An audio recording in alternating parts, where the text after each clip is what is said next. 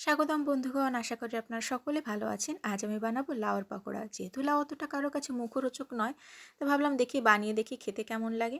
প্রথমে আমি লাউ ভালো করে গ্রেট করে এভাবে যে লাউয়ের যে এক্সট্রা জলটা আছে সেটা আমি চিপড়ে ফেলে দিচ্ছি।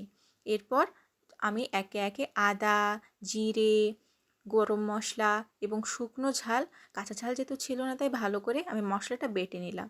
এরপর গ্রেট করা লাউয়ের মধ্যে একে একে লবণ, হলুদ, বাটা মশলা, কালো জিরে এবং সামান্য বেসন নিয়ে ভালো করে মেখে নিলাম। এরপর তেল গরম হয়ে গেলে আমি একে একে করে আপনার যে লাউর যে ডোটা বানিয়েছি সেটা আমি দিয়ে দিলাম। আপনারা যে কোনো শেপে দিতে পারেন, চ্যাপ্টা আকারে দিতে পারেন বা বল শেপেও দিতে পারেন। আমি এখানে ছোট ছোট র্যান্ডামলি বল শেপে দিয়েছি। দেখুন কি সুন্দর একটা ব্রাউনিশ কালার চলে এসেছে।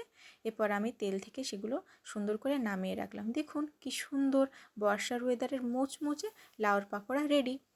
কেমন লেগেছে অবশ্যই জানাবেন কমেন্ট করে, আর শেয়ার করবেন। ভালো থাকবেন।